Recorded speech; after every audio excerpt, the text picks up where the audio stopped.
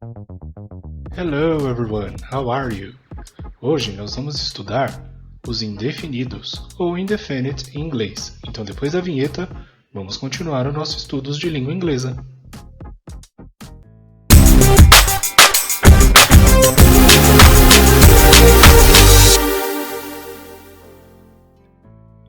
Indefinite ou indefinidos são palavras que se referem de modo vago ou impreciso a coisas, a lugares, pessoas ou objetos. Podem ser pronomes ou adjetivos. Veja os exemplos. Some students are out of uniform. Aqui na primeira frase, some students, alguns alunos. Some está acompanhando o substantivo aluno, então é o indefinite adjective.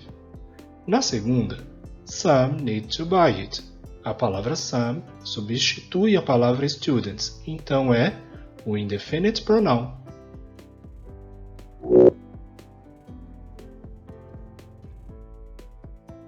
Vamos conhecer agora a tabela de indefinidos, ou em inglês, Table of Indefinite.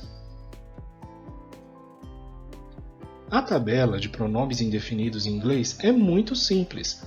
Veja que na primeira coluna nós temos some, any, no e every. E nas demais colunas temos formas compostas dessas mesmas formas, como someone, anyone, no one e everyone. Somebody, anybody, nobody e everybody. E na última, something, anything, nothing e everything. Você não precisa se preocupar em decorar essa tabela, ok? Vamos conhecer agora the uses of indefinite adjectives and pronouns. Bem, o some e seus compostos são usados em frases afirmativas, como na seguinte frase: She was hot and I gave her some water. I prefer to forget some things that happened in the past. Some exercises are difficult to do. E no seguinte diálogo, coffee? Yes, some, please. Some também pode ser usado em frases interrogativas, mas são aquelas perguntas em que a gente oferece algo a alguém ou a gente espera que a pessoa responda afirmativamente à nossa proposta. Veja dois exemplos de perguntas com some. Would you like some tea? Veja que neste exemplo eu estou oferecendo chá para alguém e espero que a pessoa aceite o chá. No outro exemplo, do you need some help? Eu estou oferecendo ajuda a alguém e também espero que a pessoa aceite a minha ajuda. Então, perguntas com some são para oferecer algo ou quando esperamos uma resposta positiva da pessoa com quem falamos. Temos também alguns compostos com a palavra some, como por exemplo somebody ou someone, que significam alguém, something, que significa algo ou alguma coisa, como na frase I gave her something to drink. Eu dei a ela algo para beber. Temos o composto somewhere, que significa em algum lugar. Como exemplo, my book should be somewhere in this classroom. E temos também somehow, que significa de alguma maneira, de algum modo, de algum jeito. Veja o exemplo. Somehow I will get what I want.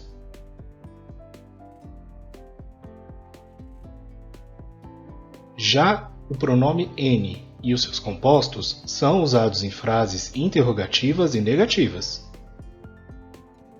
Veja um exemplo.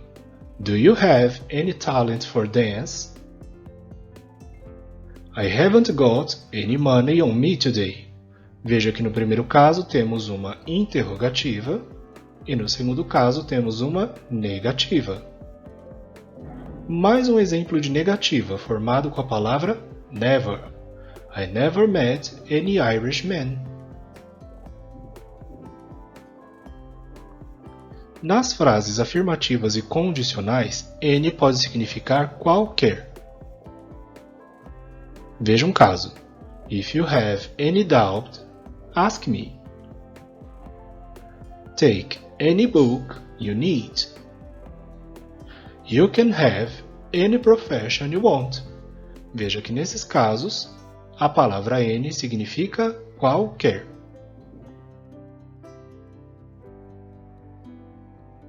Vejamos agora alguns compostos com a palavra any, como anybody ou anyone, como no exemplo, There isn't anyone upstairs, ou seja, não há ninguém lá em cima ou escada acima. Anything, que significa alguma coisa ou qualquer coisa ou nada. Como no caso, I didn't eat, eu não comi, anything this morning, nada de manhã. Anywhere, que significa em algum lugar ou em qualquer lugar. Como no exemplo, Your shoes must be anywhere. E anyway, que significa de algum modo, de alguma maneira ou de qualquer jeito. Anyway, I will only do what I want. Ou seja, de qualquer modo, farei apenas o que quero. A palavra no, com o significado de nenhum ou nenhuma, pode ser usada antes de substantivos. Veja o exemplo. I have no time to waste. A palavra no one, com o mesmo significado, pode ser usada para evitar repetições. Veja o diálogo. Do you have any poetry book? No, I have no one. E as palavras nobody e no one, separadas, significam ninguém. Veja alguns casos. Nobody knows what our secret is. No one wants to help him. A palavra nothing sempre vai significar nada, como nos exemplos I have nothing to say e There was nothing in the fridge. E a palavra nowhere significa em lugar nenhum. Por exemplo, she is nowhere, ela não está em lugar nenhum, in this park, neste parque. Algumas observações ou notes ou negative sentences. Não sei se você reparou, mas o inglês não admite dupla negativa nas orações, coisa que é muito comum em português. Como assim, Denilson? Dupla negativa em português e única negativa em inglês? Isso mesmo, vou te dar 2 exemplos. O primeiro exemplo é com a palavra não tenho nada a dizer. Veja que em português, não e nada são 2 palavras negativas, por isso dizemos que no português é muito comum usarmos dupla negativa na oração.